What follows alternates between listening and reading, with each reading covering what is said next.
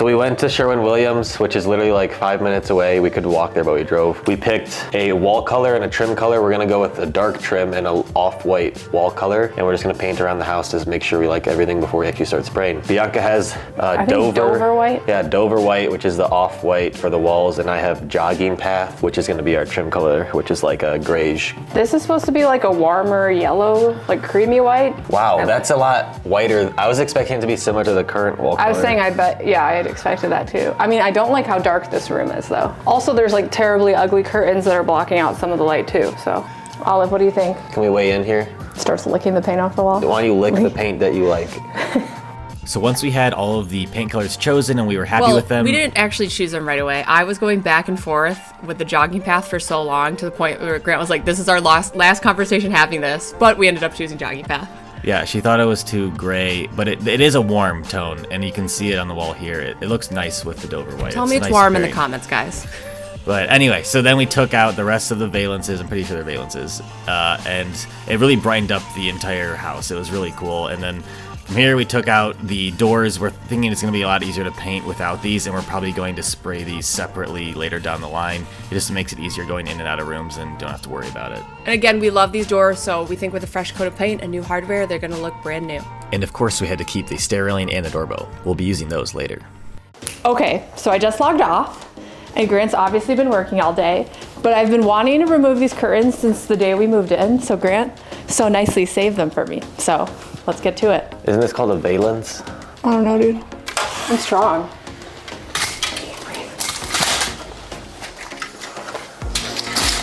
Oh, are you just grabbing them? Well, I can do this. So tall. Those people like walk around our house. We have like the monster house on the street. Not you. No, we don't. You're doing great. It's so dusty. Musty. I think it's just you. My bicep is like on fire. Sorry. I feel like this is gonna be really heavy. There it goes. Here, I'll just like, Oh my God. I don't know what to do. Wow.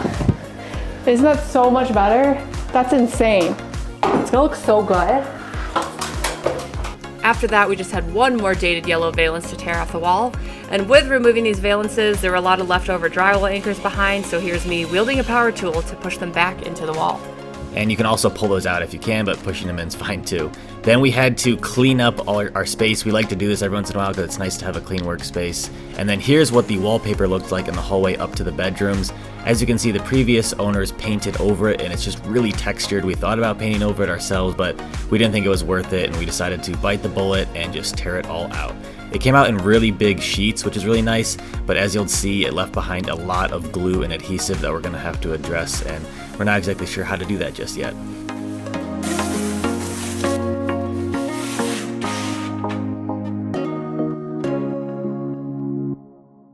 After tearing out all the wallpaper, we worked together to fold it into the trash can, and the whole time I was thinking, how can we possibly scrape these walls and get them that even texture again? And I was like, what did we get ourselves into? I've done a fair amount of drywall repair, but this was like a whole nother beast, and we were getting a little bit concerned when we started seeing how much work there was. So while we contemplated how to address that issue, we decided to work on another part of the house, and that was patching all of the holes left by the previous owner because she hung a lot of pictures. I like to hit all the holes with the back of the drywall knife to make sure there's no loose drywall, then I come back with some drywall compound and spread it over the hole. I like to make sure that I leave it just a little bit proud and not flush, that way I can let it dry and then sand it flush later down the line and you'll get a nice clean finish. And the next one of the steps was literally wiping down all the walls. There was dust and all these crevices and just literally along the flat surface of the wall, and it's a step I think most people wouldn't think about that's necessary. And we also had to dust the entire ceiling. If you spray over the dust, it'll eventually come loose and you're not going to be left with a nice paint texture, and you might even have different colors in certain spots. From there, we went along and looked for any cracks or gaps on the walls and ceilings, and we filled it with some caulk. Again, another minor step, but really makes a huge difference at the end of the project. And for this, you're going to want to use a latex-based caulk. That way you can just wipe it with a wet finger after you spread it and you'll get a nice clean finish, as you can see here. If you use silicone, it's going to be real messy, so just make sure you read the label properly. And we like to get one that has a lot of stretch because obviously the house moves over time, and that way this won't crack in a few years down the line. And you want to also make sure that it's paintable because we're obviously going to spray over this. After filling all the cracks and gaps, we worked together to tape out the windows. And here we didn't tape out the ceiling because we're actually doing it the same color as the walls. walls, and then the carpet acts as our built-in drop cloth since we'll be tearing that out after painting. All right, so we've been chugging along, getting everything ready and prepped for paint. However, we have one last thing that we've kind of been avoiding, and that's the residue left over by this wallpaper. It's a little bit hard to see, but basically there's some dried glue on the surface of the drywall. If we were to paint this, it would look horrible, so we have to figure out a way how to get it off. We've looked up a couple different remedies, and I even bought a wallpaper steamer that's meant to do this sort of thing. However, it's pretty expensive and I don't want to have to use it if I don't have to. So far, we've tried this mixture of 50% water and 50% vinegar, sprayed it on the wall, waited about 15 minutes, and then you can use a drywall scraper to scrape it off. It works pretty well, however, it is a little bit slow, so it's gonna take a while, but I think it'll be worth it in the end. Let's get to it. Yeah, so I ended up using that steamer. I decided to start with the vinegar, but it was quite pungent and it was kind of stinking up the entire house, and it was moving quite slowly. So I decided to use the tool that was meant for the job, and the steamer worked really well. I will say, I think with the steamer, it definitely did a better job of removing the glue, but it was still a slow moving process. You can see Grant has to scrape it, but he had to go over that spot with the steamer 2 or 3 times to get it perfectly clean. And we still have to go back for some touch-ups as well. And as you saw, there was nowhere to put the excess glue after we scraped it off the wall, so we were once again using the carpet as a drop cloth and kind of scraped it on there, and the glue was still kind of wet at that point, so you had to make sure you didn't step in it, and you had to wait till it to dry the next day before you could clean it. It was a whole process. It was a mess. That was satisfying. It reminds me of like rolled ice cream, you know? Yeah, I just want to eat it. Do you know what I'm saying? Have you ever gotten it and they like scrape it up into like... I ate some last night and I threw up.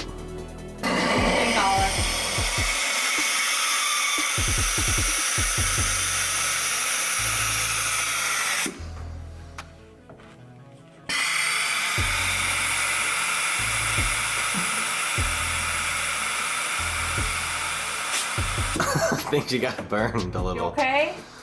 And here's a close-up of the rolled ice cream Parmesan cheese looking glue and a very curious Olive. So unsurprisingly, we underestimated how long exactly it would take to scrape all this glue off. So we sucked it up and we used the vinegar and water solution. And with us working tandem over the next few days, things moved a lot faster. And it was really satisfying to scrape all the glue off, but it was the exact same color as the wall, and it was really hard to see where you actually scraped the glue and where you hadn't. So we did have to take multiple passes, but we just kept chugging along.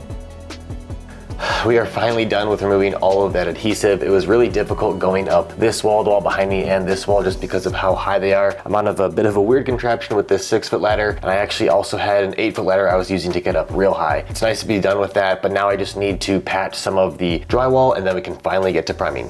Let's get to it.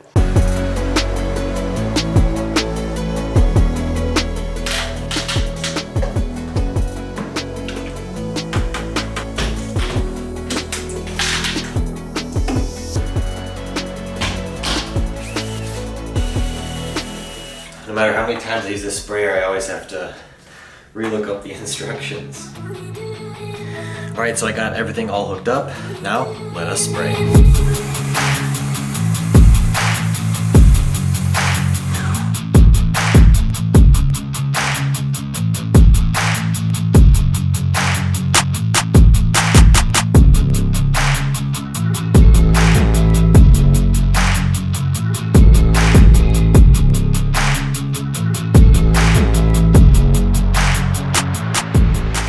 I was adjusting some of the sprayer settings and had my hand up here, accidentally sprayed.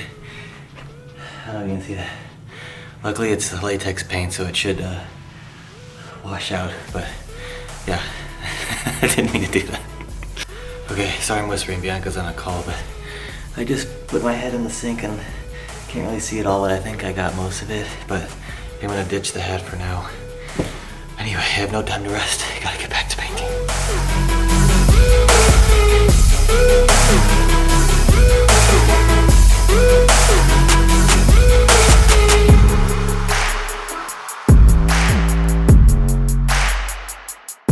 Wow, okay, so I just finished spraying. Haven't even really taken a look at myself. It looks like I aged about 10 years, maybe more than 10. But anyway, so that only took a few hours to prime the entire space. I was pretty happy with everything. I had to take a pause here or there, but I didn't have to like worry about any flashing with the paint, which is really nice. And so I ended up buying the 2-gallon primer. If you are gonna use Kills 2, just buy the 2 gallons because the 5-gallon is actually more expensive by the gallon. And I ended up going through 5 of those, so I used 10 gallons in total. Now I know exactly how much paint I need from the Sherwin-Williams for that Dover White. We ended up buying just 1 5-gallon bucket, not realizing exactly how much we'd need, so we're gonna have to go buy a second, but that's not too big of a deal. I think the hardest section of the entire house was the hallway, just because of how cramped it was and how tight it was, and I had to make sure that I didn't get any of the hose hitting the wall where I had already sprayed. Plus, you kind of have to keep a distance away from the wall to not get any drips, and it was really hard to do that without hitting the other wall behind you. Also having to use a ladder in that space, it was very complicated, and I did get a few drips, but I'll touch those up prior to spraying the new paint. But everywhere else, I got really good results, which is nice to see, and it really brightened up the space. It's nice to see it all white. Before it was kind of that muted yellow, and now it's nice and fresh and looks a lot cleaner. But anyway, we're gonna let this primer dry. I might need to do a few touch-ups here or there, and then we can start spraying our paint. So as Grant said, we underestimated yet again, so back to Sherwin-Williams it was.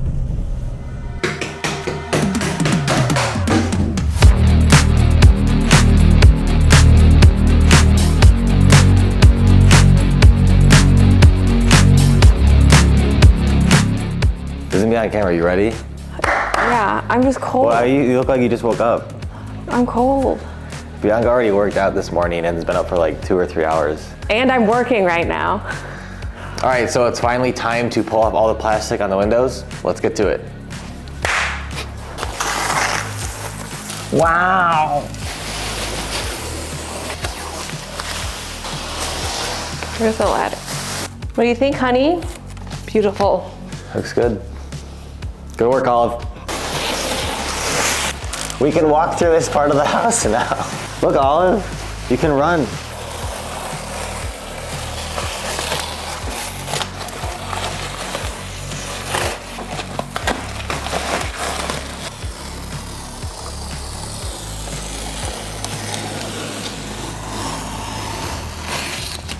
As we were taking off all this plastic, all I could think was, oh my God, is this too white?